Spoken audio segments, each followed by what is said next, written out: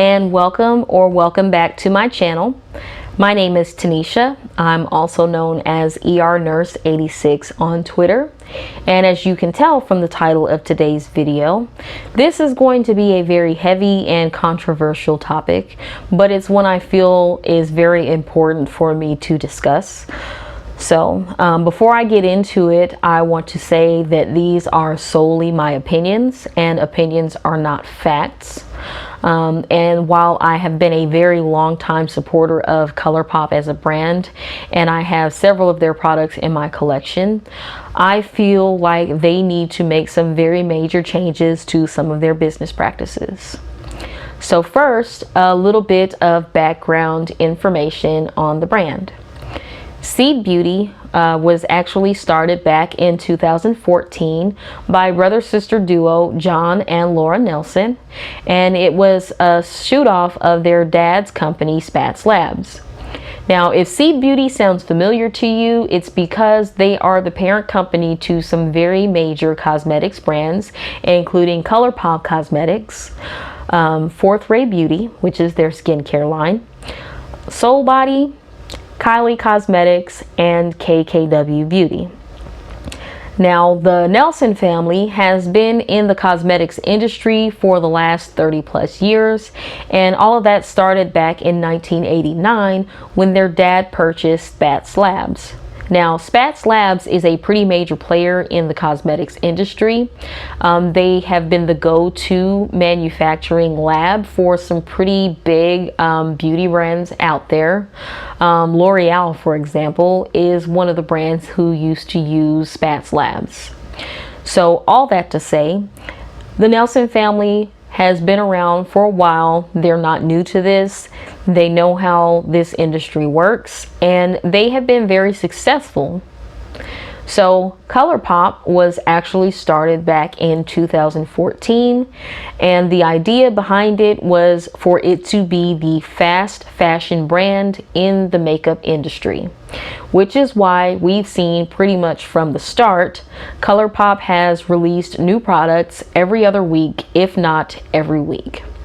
And there was actually a Netflix documentary series, and on the first episode, Colourpop was very heavily featured, and they said that they can take a product from concept to actual manufacturing and shipping in about a week. So for some of the problems that I'm going to be discussing in this video, there's really no excuse because they have a very fast turnaround, and if they really wanted to fix the problem, they can, and they should. So some of the initial offerings from Colourpop include their Super Shock Shadows, which are their cream to powder eyeshadows, lip liners, liquid lipsticks, and lip glosses. But over the years, they have very rapidly expanded their product offerings, and you can now do a full face of just Colourpop products. I'm actually wearing a full face of Colourpop today. So Colourpop products are very much loved both for their affordability and for the high quality that they offer. But Colourpop has a major problem when it comes to diversity and inclusion, and that's in both their product offerings and in their social media presence. Now, the shade range for their foundations, their concealers, their setting powders, tinted moisturizers, etc. is actually pretty good, if not great. But there's really not much follow through with the rest of the complexion products like blush, bronzer, and highlight. I'm going to include some pictures here of their current bronzer lineup, and as you can see, there are only 4 bronzer shades that are currently available, and none of them is dark skin friendly. Now, a year or so ago, Colourpop actually had several more shades of bronzer available, and at least 2 of them were compatible with deeper skin, but for reasons unknown to me, they have decided to discontinue those products and they are no longer available, which is a huge disappointment. Now here I'm going to show you guys what the current deepest powder blush and powder highlight shades are that Colourpop has available. As you can see, there's only one of each, and that's also a huge disappointment. So I feel like there's a possibility that Colourpop was kind of riding the inclusivity wave that was pretty big over the last couple years. But I don't know that they really put that much thought and effort into it, because as you can see, there's no blush, highlighter, bronzer products that are available for dark skinned. Now, in terms of lack of representation for Black creators on social media aspect and PR, Colourpop has a lot of work to do. Now here I am scrolling through their Instagram feed, and as you can see, the majority of the people being featured on their Instagram are either white or very light-skinned, non-Black people of color, with a few Black creators inserted here and there. But for me, it's just not good enough. Now over on Twitter, I actually scrolled through their Twitter feed going back from now to March 1st, and I noticed that Colourpop had actually featured more memes with Black men or women than they had featured reposts of Black creators. I counted them, and I'm going to throw them up here, and there were actually 15 memes shared by Colourpop that featured a Black man or woman, but in terms of creators, there were 10 reposts. Of those 10, 8 were women, 2 were men, and none were trans women. Out of those 10, only 8 of them actually showed the face of the creator. The other 2 were a lip swatch and an arm swatch, which you can see here, and in both of those you cannot see the creator's face. So I don't know if we should even really give them credit for it. I mean, A for effort maybe, but they need to do better. So the problem I feel with Colourpop actually starts at the top. From the creators of the brand on down through the marketing and PR people.